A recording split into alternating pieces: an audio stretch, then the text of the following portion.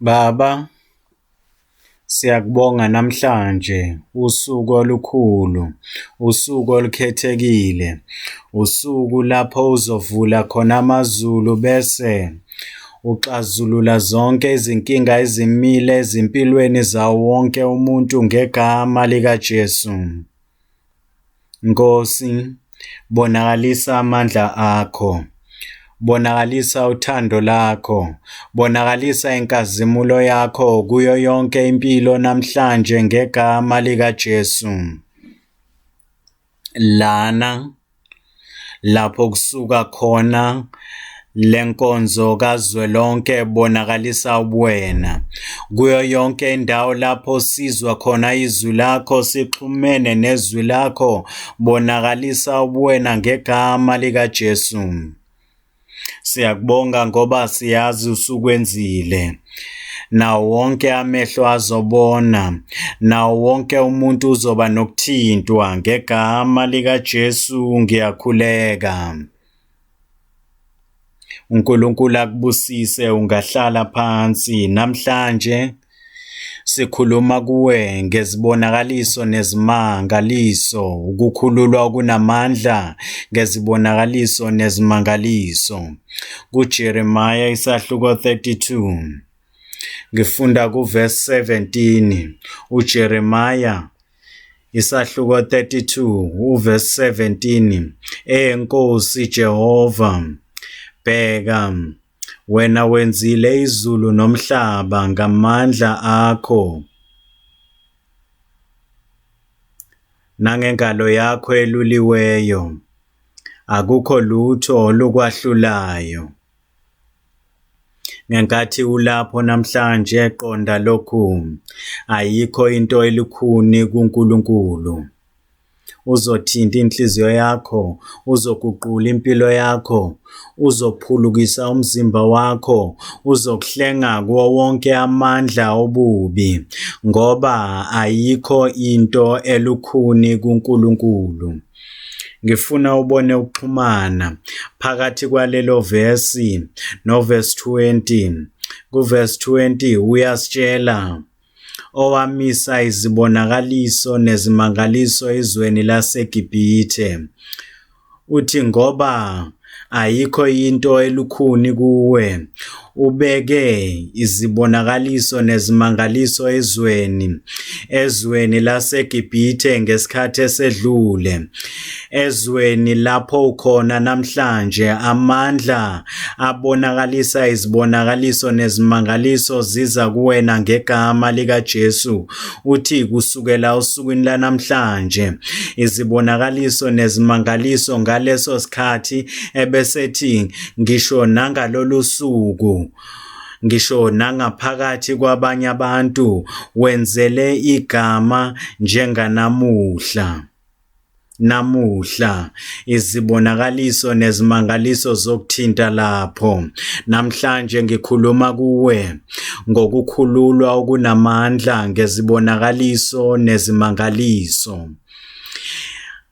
Ukukhululwa okunamandla ngezibonakaliso nezimangaliso, zintathu izinto esikhuluma ngazo. Okokuqala, amandla. Okwesibili, ukuxolelwa.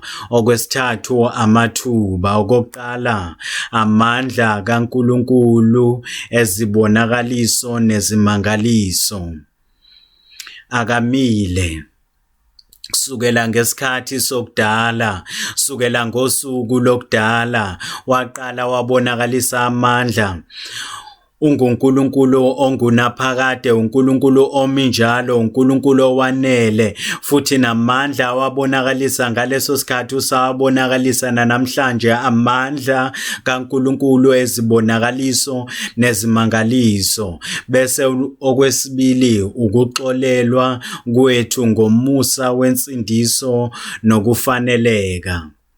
Ukuxolelwa, lokho ukuxolelwa ubheka konke esikwenzile, lokho wake wakwenza okungalungile empilweni yakho, uNkulunkulu kuphela, uNkulunkulu onomusa, uNkulunkulu onesihawu, uNkulunkulu onothando, ongathatha zonke lezo zinto wake wazenza azihlanganise ndawonye bese zifaka olwandle lokukhohlwa kwakhe, ukuthi ngeke ziphinde zikhunjulwe kuwe.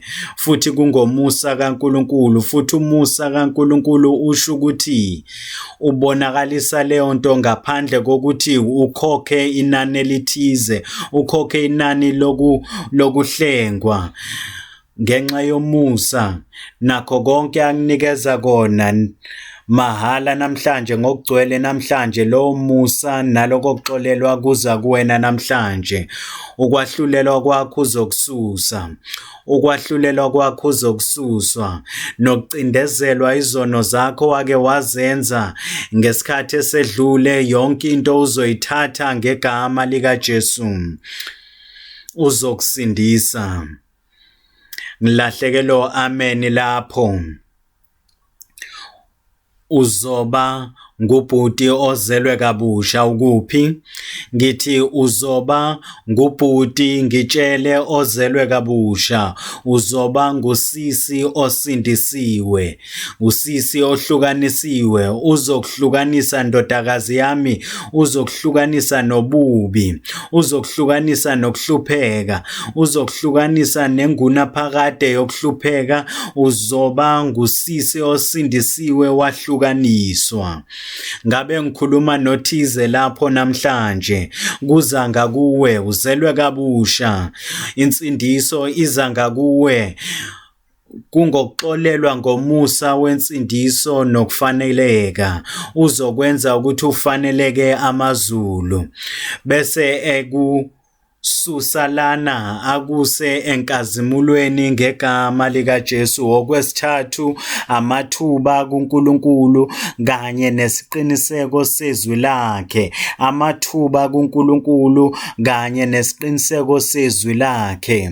Yonke into eshiwo yizwi izoba isiqiniseko empilweni yakho. Ukuphi? Namhlanje izwi lizoqiniseka, izimangaliso zizoqiniseka, izibonakaliso zizoqiniseka, izimangaliso zizoqiniseka empilweni yakho ngegama likaJesu. Okokuqala, amandla kaNkulunkulu, ezibonakaliso nezimangaliso. Siyabuya siza kuJeremiya isahloko 32, futhi ngifunda kuverse 17. Nkosi Jehova, bheka, wena wenzile izulu nomhlaba ngamandla akho amakhulu nangengalo yakho yeluliweyo, akukho lutho olukwahlulayo. Ilokho kufanele uqonde ukuthi ngenkathi ulapho namhlanje, ngenkathi uza phambi kaNkulunkulu, noma ngabe yini oyicelayo, ucela insindiso, ucela ukuxolelwa izono zakho, ucela ukuthi uNkulunkulu akunikeze inhliziyo ethambile, inhliziyo ebambelelayo, inhliziyo efunayo, uthi inhliziyo yami iqinile, inhliziyo yami ifana netshe, ngenza izinto ezimbi, angizwa nokuthi zimbi, kodwa ngifuna inhliziyo ethambile, inhliziyo enomusa, inhliziyo eguquliwe. uNkulunkulu uzokwenza ekwenzela wena namhlanje. Lokho odinga ukwenza, ofanele uqonde ukuthi udale wonke umhlaba, futhi engakudala kabusha, unamandla, engakwenza kabusha futhi unamandla, angaguqula futhi unamandla, angaguqula impilo yakho, unamandla futhi namhlanje uzokwenza ngegama likaJesu. Wadala umhlaba ngamandla akhe amakhulu, futhi uzokudala kabusha, futhi uzoguqula, futhi uzokusindisa ngamandla akhe amakhulu nangengalo yakhe eluliweyo, futhi akukho okulukhuni kuye, akukho okulukhuni kuye. Uthando lwakhe lukhulu, uthando lwakhe lujulile, luzomboza isahlulelo sakho. Noma ngabe uzizwa ngathi ulahliwe, ngazathi umubi, akekho umuntu ozokuthanda, uNkulunkulu uyakuthanda. Futhi uyakuthanda ngokwanele ukuthi athi, ngikudalile okokuqala, wase uzonakalisa, wase ungcolisa impilo yakho, kodwa namhlanje ngizothatha impilo yakho ngizoyidala futhi kabusha.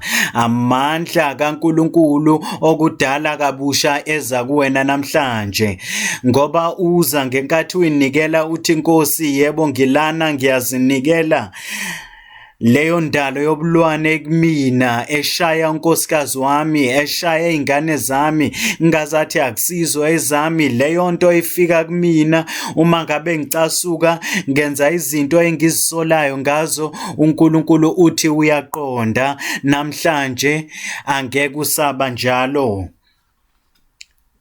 lobo bubi naloko konakala. Leyo ndalo yobulwane uNkulunkulu uzoyisusa empilweni yakho, enhlizweni yakho, ngegama likaJesu. Uthi uma ngabe ngeba angiziqondi, izinto engizebayo angizidingi, uma ngabe sebengibona bayangehlulela, kodwa bese ngilongiphindela futhi ngiyokweba leyo ndalo yokuthi webe ngokungaqondi, uNkulunkulu uzokwenza, uzokudala impilo yakho, uzodala kabusha impilo yakho. Lokho kweba, leyo ndalo yokweba, yonke into namhlanje izonqanyulwa ngegama likaJesu. Nawo wonke umuntu othe, inyama yami iyangihlupha, khumbula unguNkulunkulu wayo yonke inyama. Uma ngabe inyama yakho ibikholela ebubini, ebufebeni, ekuhlobokeni, kuzo zonke izinto ezimbi, uthi ufuna ukukhululwa, futhi nginamahloni, lokhu nginjalo, uNkulunkulu uzohlanza inhliziyo yakho namhlanje. Igazi likaJesu lizokwenza uhlanzeke namhlanje. Yonke leyo nto, zonke lezo zenzo, yonke leyo nyama engcolile namhlanje empilweni yakho, uNkulunkulu uzokudala kabusha ngenkathi uzinikela uNkulunkulu, uqonda ukuthi unguNkulunkulu wayo yonke inyama, futhi ayikho into elukhuni kuye ukuba yenze, bese ekubamba. Uma ngabe ingane izobanjwa iphakanyiswe, leyo ngane kufanele ilule izandla. Ngenkathi ulula izandla zakho kuNkulunkulu namhlanje, uthi, yebo Nkosi, ngilana, ngiza kuwe, ngifuna uguquko, ngifuna ukushintshwa, ngifuna insindiso yakho. Izofika, ngithi izofika, bese amandla kaNkulunkulu oguqulayo azosebenza empilweni yakho, azokudedela ukuthi ube umuntu omusha, ube owesifazane omusha, ube umuntu owehlukile. Namandla ebelokhu ekuphoqa ukuthi wenze izinto ezimbi, wonke lawo mandla azoshabalaliswa namhlanje. Bheka, wenzile izulu nomhlaba ngamandla akho amakhulu, nangengalo yakho eluliweyo. Akukho lutho othize akathi akukho lutho, othize akamemeze athi akukho lutho, akukho lutho olukwahlulayo. Okokuqala ngiya eRussia, abantu lapho ngaleso sikhathi babengaqondi ukuthi akukho lutho olulukhuni kuNkulunkulu. Ngamemezela kubantu ngathi uNkulunkulu uyafana nasendulo, uNkulunkulu wamandla, uNkulunkulu okudala, uNkulunkulu wako konke ukwenzeka othize. Wacabanga ukuthi ufuna ukubona ukuthi uNkulunkulu ngeke akwenze lokho engangithi uzokwenza. Kwakhona owesifazane owayesishosha, iminyaka yo-25, izandla zisishosha, izimlenze isishosha. Ngenkathi sihlangene ndawonye ngishumayela ngabatshela abantu ukuthi ngoNkulunkulu zonke izinto ziyenzeka.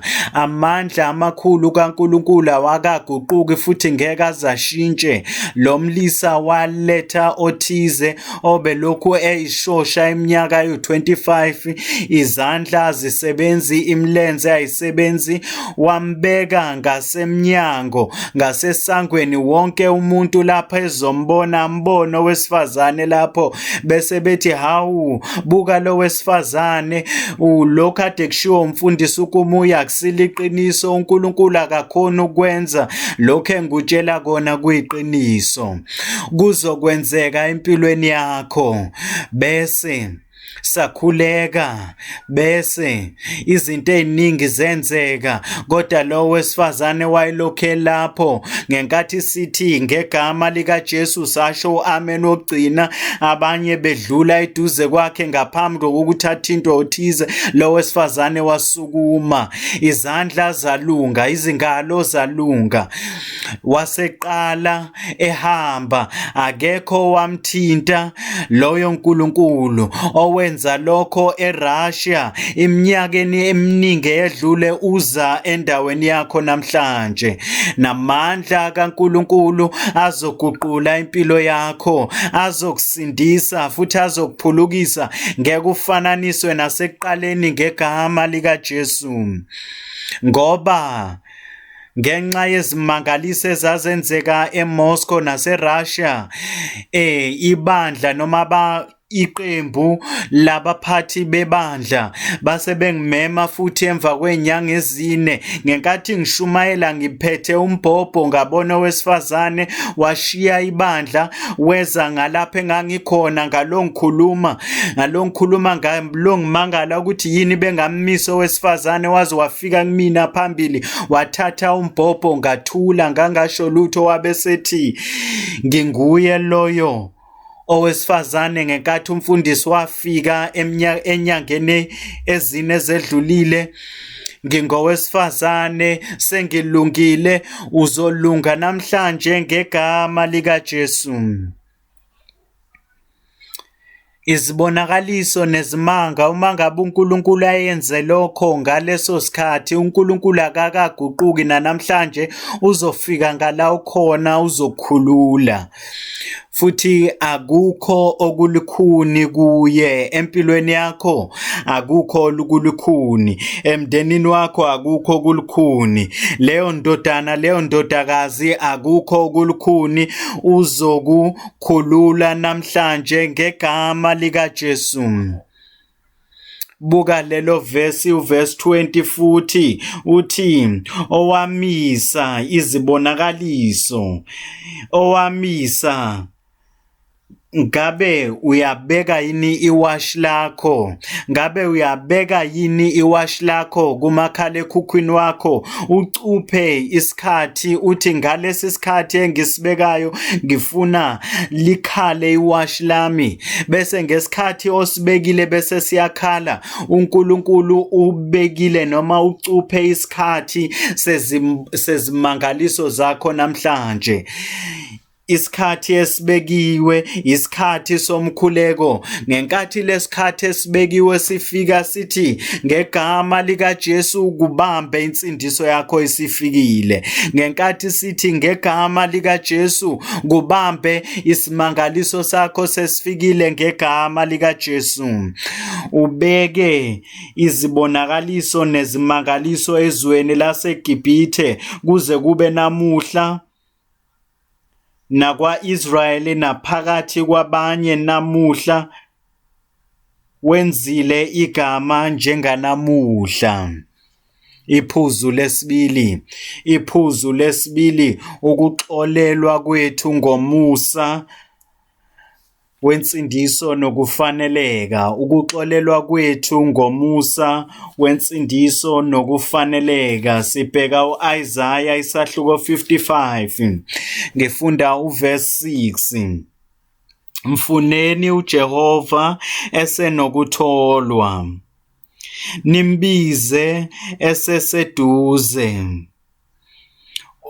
uNkulunkulu uyasinikeza izwi lokuhlakanipha kunabantu abangahlakaniphile bathi kusasa ngizokwenza, kusasa ngizomfuna uNkulunkulu, kusasa ngizobiza igama likaNkulunkulu. uNkulunkulu uthi namhlanje usuku onalo, awunaso isiqiniseko sakusasa, angeke uzuqagele nazo zonke izinto ezizokwenzeka kusasa. Ungavumeli uSathane akukhohlise, ungavumeli uSathane akukhohlise. Ngizokwenza ngolunye usuku, lolu noma lesi isikhathi sakho. Ngabe ngikhuluma nothize lapho, lesi isikhathi sakho kuzokwenzeka empilweni yakho. Mfuneni uJehova esenokutholwa. Wazi ngani ukuthi usenokutholwa? Usubuzwile ubufakazi kwalokhu uNkulunkulu akwenzile ezindaweni ezehlukile. Engatholakala namhlanje, usaphila namhlanje, usaphefumula namhlanje, kusekhona intshisekelo enhlizweni yakho. Ufuna ukuthintwa nguNkulunkulu, ufuna ukuguqulwa ngamandla kaNkulunkulu. Lesi isikhathi, isikhathi lapho wonke umuntu elindele, wonke umuntu ekhuleka, lapho umusa kaNkulunkulu uqhamuka njengomfula, amandla kaNkulunkulu ebonakaliswa kakhulu. Lesi isikhathi sakho. Mfuneni uJehova esenokutholwa. Ngenkathi umusa kaNkulunkulu usekhona, ngenkathi uNkulunkulu ekubiza, ekumema ethi wozani kumina nina nonke enisindwayo nenikhathele, ngiyakunikeza ukuphumula. Lesi isikhathi lapho izethembiso zikaNkulunkulu zisezintsha, ethi noma ngabe ubani uyakubiza egameni lenkosi uyakusindiswa. Lesi isikhathi sakho. Ohlakaniphile umuntu uzothatha izwi lokuhlakanipha. Owesifazane ohlakaniphile uzothatha izwi lokuhlakanipha. uNkulunkulu alinikezile wathi lesi isikhathi sakho. Ufuna uNkulunkulu esenokutholwa, ubiza kuye eseseduze. Buka uverse 7. Uverse 7, omubi makashiye indlela yakhe, omubi makashiye indlela yakhe. uNkulunkulu akushoyo ukuthi uma ngabe ufuna uNkulunkulu, ungcwele, ulungile, uhlanzekile, ufuna uNkulunkulu, uzoshiya zonke lezo zinto ezingcolile onazo enhlizweni yakho, emqondweni wakho, emzimbeni wakho.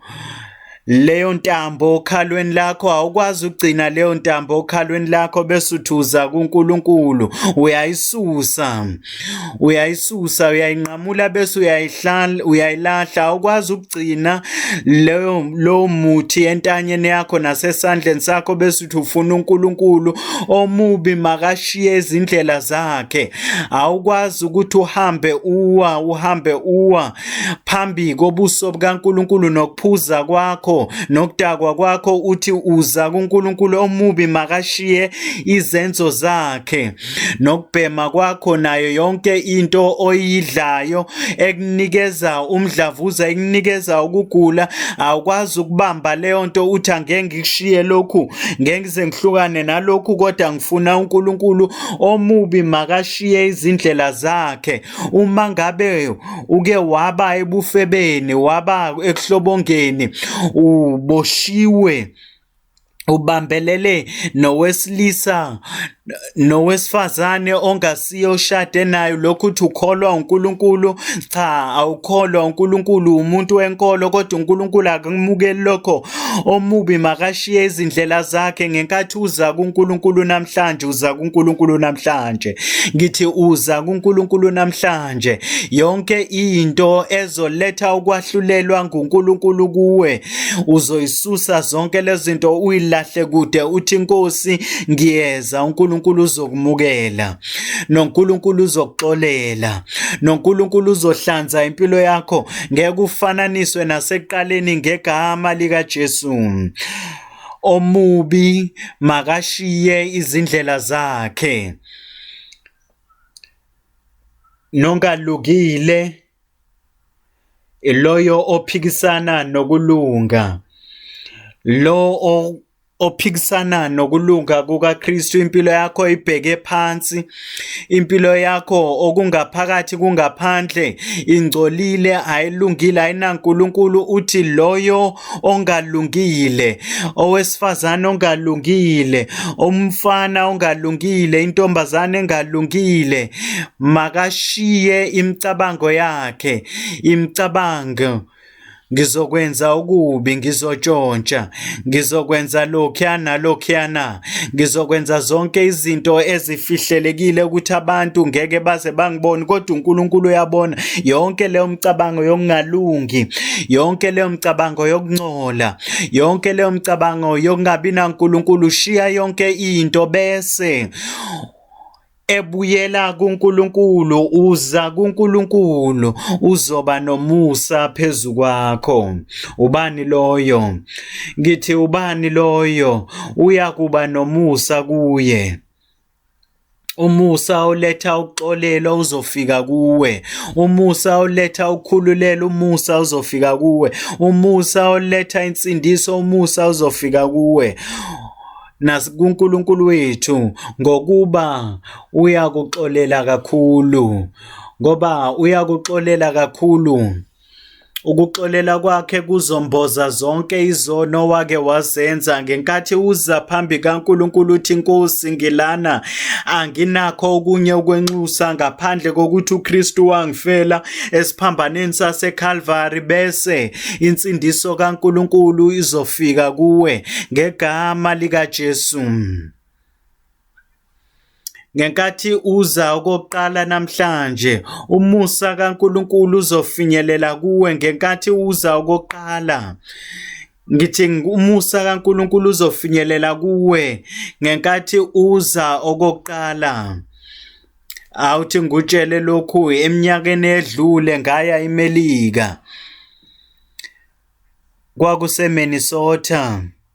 Omunye wamalunga ethu wayazi ukuthi sikhuluma ngothando lukaNkulunkulu, uthando lukaNkulunkulu olufinyelela kuwo wonke umuntu. Wabe ngoba wayilunga lebandla njengosisi, waye umhlengikazi esebenza esibhedlela. Kwakukhona owesifazane lapho esibhedlela ongumKhorea, wayesesimeni sokuthi ashone.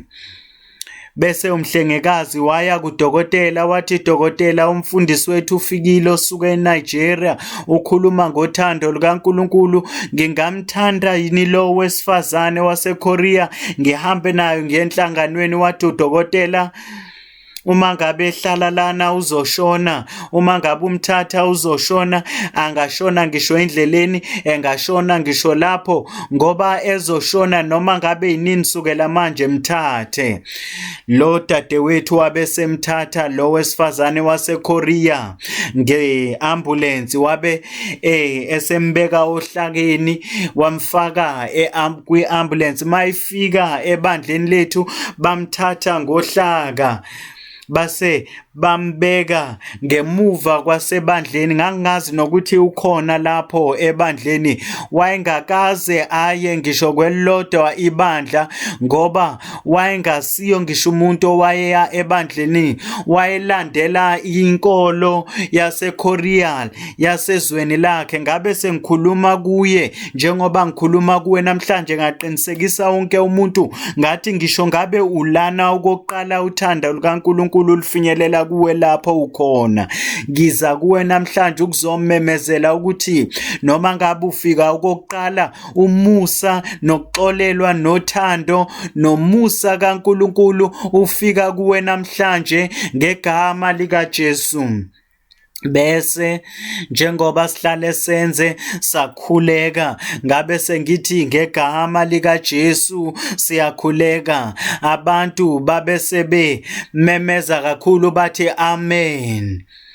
Ngaphambi kokuba ngizelele, abanye abantu benikeza ubufakazi. Loyo wesifazane ngemuva kwebandla ohlakeni, akekho umsizo wayekhona, akekho thize owamthinta amandla aqhamuka ezulwini amenza ukuba asukume. Wasukuma, wathatha igxathu, wahamba, weza ngaphambili, wayekhala, wayethi, uNkulunkulu ungiphulukise kanjani? Angikaze ngiye ebandleni, angikaze ngibize igama likaJesu. Okokuqala amandla kaKristu afika kumina. Buka mina, waye ephelelisiwe. Loyo Nkulunkulu owenza lokho ngaleso sikhathi, waxolela izono zakhe, wamkhulula, wabeseletha imvuselelo nokubuyiselwa nokuphulukiswa nokuhlengwa kuye. Lawo mandla alana namhlanje. Uzokuphulukisa, uzokuhlenga, uzokuxolela zonke izono zakho. Umusa kaNkulunkulu azofika empilweni yakho namhlanje ngegama likaJesu. Iphuzu lesithathu manje, amathuba kuNkulunkulu kanye nesiqiniseko sezwi lakhe. Amathuba, othiza kamemeza athi amathuba. Sibheka kuJeremiya isahluko 32, ngifunda uverse 21. Wabakhipha abantu bakho. Uma ngabe usuyingxenye yakhe, uzokhipha nawe, uzokhipha ekujuleni, uzokhipha emgodini wezingonyama, emlilweni kaNebukadneza. Yiba ilunga labantu bakhe. Wonke amazulu azoma ngasengxenyeni yakho. Noma ngabe imaphi amandla wadingayo ukuba unqamule zonke izibopho empilweni yakho, namhlanje lezo izibopho zinqanyuliwe. Wabakhipha abantu bakho uIsrayeli ezweni laseGibhithe ngezibonakaliso nangezimangaliso. Buka lokho ngezibonakaliso nangezimangaliso, nangengalo, nangesandla esinamandla, nangengalo eyoliliweyo, nangengebhe enkulu. Uverse 27. Bheka, nginguJehova uNkulunkulu. Uma ngabe uzwa uNkulunkulu kanjalo, cabanga ukuthi uNkulunkulu ume phambi kwakho, uyabheka isimo sakho besethi, sula izinyembezi zakho, nginguNkulunkulu. Susa izinkathazeko zakho, nginguNkulunkulu. Konke ukuzisola kwempilo yakho kushiye, nginguNkulunkulu. NginguNkulunkulu wawo wonke inyama. NginguNkulunkulu wayo yonke inyama. Ngabe othize unayo inyama lana? Ngabe ukhona yini onenyama lana namhlanje? Ukuphi? UnguNkulunkulu wakho. Ngithi unguNkulunkulu wakho. NgoNkulunkulu ngamandla akhe uzokuthinta namhlanje noma ngabe yini ekuleyo nyama ngegama likaJesu. Sasisemakhado esifundazweni saseBenue kulelizwe lethu. Kwakhona owesilisa eduze kwenkundla yemvuselelo, wayengakhona ukufinyelela kuyo leyo nkundla ngenxa yesimo sakhe.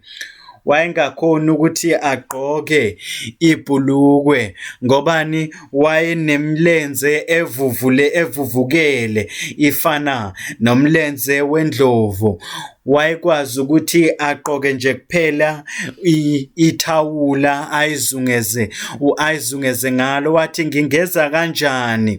Kwakungekho zicathulo ezingamnela ngisho ophaca.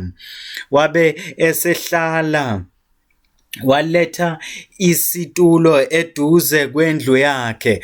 Wabe umbhobho owawufinyelela lapho ayekhona. Ngabe sengishumayela izwi likaNkulunkulu, ngaqinisekisa abantu njengoba nguqinisekisa namhlanje ukuthi uNkulunkulu wayo yonke inyama. Ngaye ayikho into elukhuni. wanikeza isikhathi sokuthi sikhuleke, sase simemela abantu enkosini. Kwabakhona abantu abamukela iqiniso njengawe uzomukela iqiniso. Ngabe uthi khona othize wamukela iqiniso, neqiniso lizosebenza izimangaliso empilweni yakho ngegama likaJesu. Nabantu abamukela iqiniso baphakamisa izandla zabo. Emva kwalokho sabe sesithi sizokhuleka manje. Noma ngabe yini inkinga yakho, yonke indawo lapho ukhona, mhlawumbe ulana ulaphana, amandla kaNkulunkulu azofika empilweni yakho. Sabe sesikhuleka sasho igama likaJesu. iJesu, igama elihlale linqoba konke ukugula, konke ubuthakathaka, zonke izinto ezingenzeki. Ekugcineni ko-amen wokugcina abantu bamemeza kakhulu njengabantu balana bathi amen. Ngaleso sikhathi lo mlisa owayehleli phambi kwendlu yakhe ezwa umkhuleko, ezwa yonke into, ukuvuvukala kwemlenze kwaphela, yonke into yabuyela esimeni. Ngosuku olulandelayo wagqoka njengomlisa ofanelekile. Ngosuku olulandelayo uzogqoka njengomlisa ofanelekile. Ngosuku olulandelayo uzogqoka njengowesifazane ohloniphekile. Wabeseza enkundleni yemvuselelo wathi, angikade ngingekho lana izolo, bengilaphana eduze kwendlu yami, amandla kaNkulunkulu angithinta, futhi manje yonke into isilungile. Empilweni yakho namhlanje yonke into ilungile. Enhlizweni yakho, emphefumulweni wakho, emoyeni wakho, yonke into ilungile. Insindiso iza ngakuwe. Ukuhlengwa kuza ngakuwe. Ukuphulukiswa kuza ngakuwe. Ukuhlengwa kuza ngakuwe. Izimanga ezinkulu lana namhlanje, nesiqiniseko sezwi lakhe. Lonke izwi olizwayo lizoguqulwa libe namandla empilweni yakho. Besethi, ikhona yini into elukhuni kimi? Ayikho into elukhuni kuNkulunkulu. Uzofeza lokho empilweni yakho ngegama likaJesu. KuMakru isahluko 9 uverse 23. KuMakru isahluko 9 uverse 23. uJesu wathi kuye, ilokhu uNkulunkulu akushoyo kuwe, noma ngabe ukuphi, uletha insindiso kuwe. Uma ngabe ungakholwa kuphela, uletha ukuphulukiswa. Uma ngabe ungakholwa, uletha izibonakaliso nezimangaliso empilweni yakho. Udinga ukuthi ukholwe. uJesu wathi kuye, uma unamandla, konke kuyenzeka ngokukholwa. Konke kuyenzeka ngokukholwa. Ukhona yini okholwayo lapho? Ukhona yini okholwayo lapho? Ngenkathi ukholwa kuzoba njalo kuwe. Ngenkathi ukholwa kumsindisi, insindiso izofika kuwe. Ukholwa kuKristu umphulukisi, ukuphulukiswa kuzofika kuwe namhlanje ngegama likaJesu. Amakhanda agebisiwe, amehlo avaliwe. Ngizokunikeza ithuba ukuba unikeze isenzo kulokho okukholwayo. Uthi uyakholwa, uzonginikeza uxolelwa, uzonginikeza ukukhuleka, uzonginikeza insindiso, uzokunikeza isenzo kulokho okukholwa. Uma ngabe ushiya lezo zono, ugijimela kuKristu njengomsindisi wakho namhlanje, futhi uyazi ukuthi noma ngabe isiphi isono senzile, unamandla ukuthi akuxolele, unamandla ukuthi akusindise. Noma ngabe ukuphi, phakamisa isandla sakho. Ukuphi, makabongwe uNkulunkulu, phakamisa leso sandla. Nkosi ngiyakholwa, Nkosi ngiyakholwa, uKristu ngumsindisi wami, wafela mina esiphambanweni saseCalvary. Ngiyashiya ububi bami, ngiyashiya izono zami, ngiyashiya zonke izinto ezimbi ebengilokhu ngizenza. Ngiza kuKristu ukuze ngithole ukuxolelwa, ngithole insindiso. Phakamisa leso sandla sakho.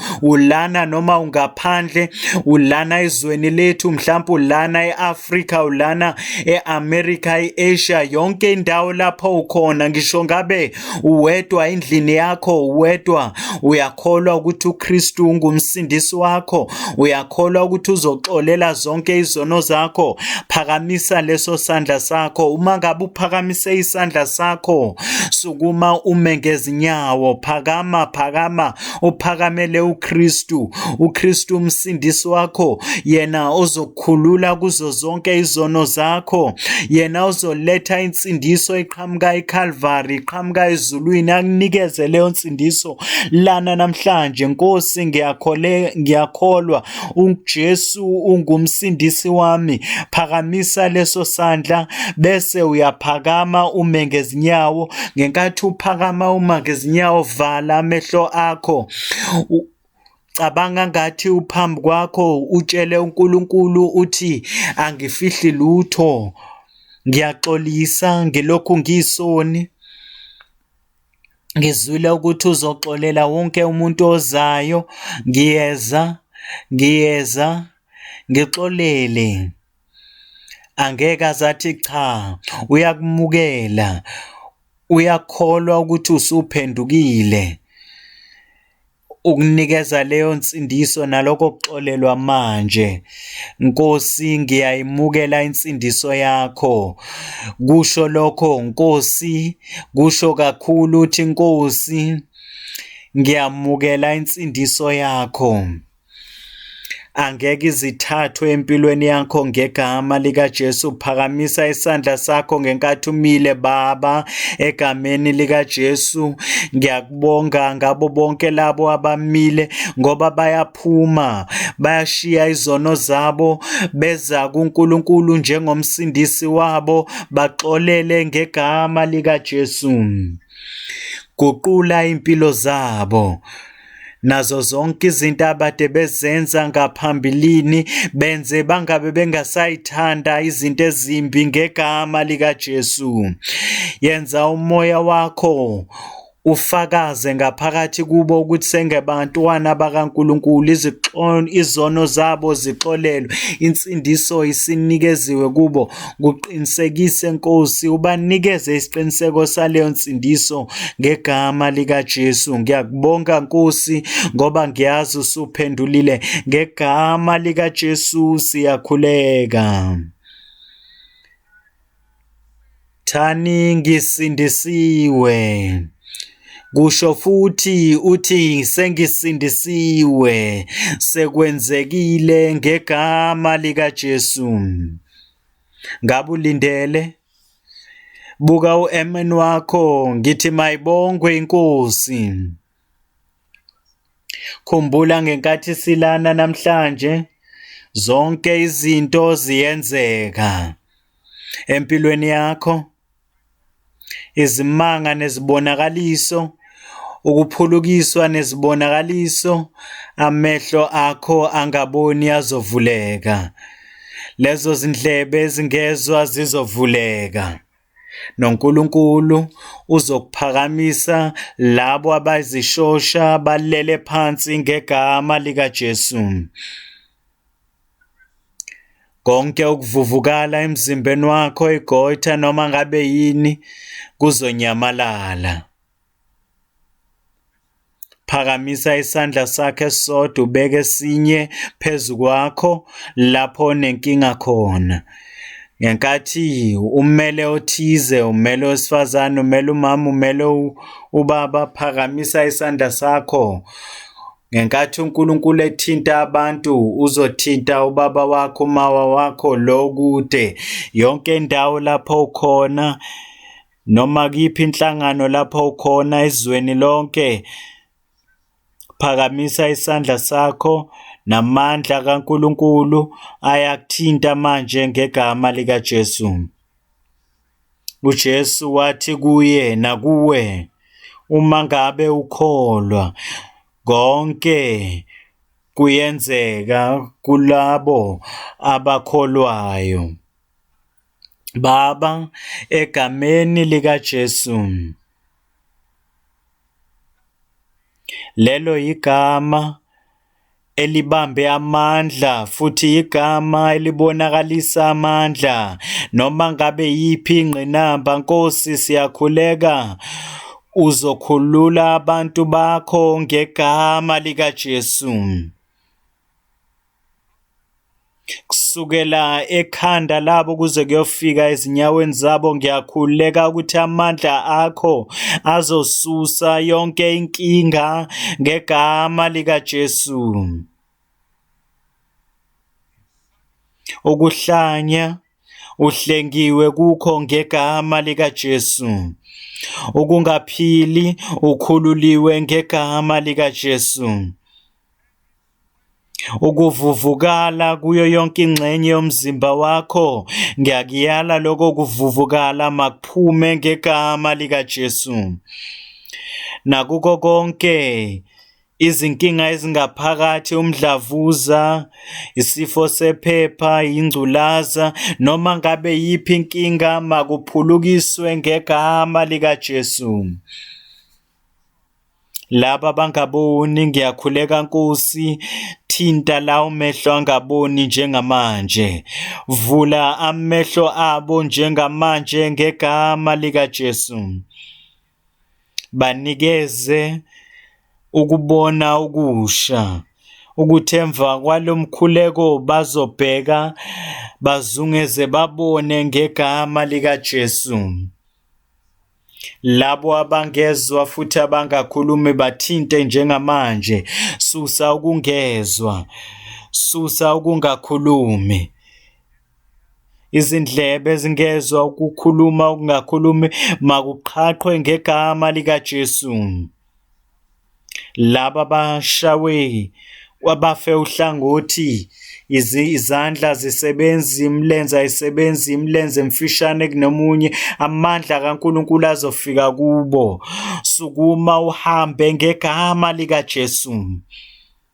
Nkosi, noma ngabe yiphi inkinga othize onayo, ngenkathi sikholwa nguwe njengamanje, yenza okungenzeki kuyo yonke impilo. Phulukisa abagulayo yonke indawo, ukuthi ekugcineni ko-amen wokugcina makube khona ukwenzeka nokubonakalisa nokuwenzeka kwezimangaliso zakho kuwo wonke umuntu ngegama likaJesu. Ngiyakubonga Nkosi, ngoba ngiyazi ukuthi sekwenzekile. Ngiyazi ukuthi sekwenzekile. Ngegama likaJesu ngiyakhuleka. Mayibongwe iNkosi, uNkulunkulu sewuphendulile umkhuleko wakho. Manje uzokwenza okuthize ekukholweni kwakho, noma ngabe yini obungakhona ukuyenza ngaphambilini. Ubungakhona ukugoba, usungakhona ukugoba. Ubungakhona ukuhamba, usuyakhona ukuhamba. Ubungaboni ngaphambilini, usuyabona. Noma ngabe yini obungakhona ukuyenza ngaphambilini, yenze njengamanje. Amandla kaNkulunkulu asefikile phezu kwakho.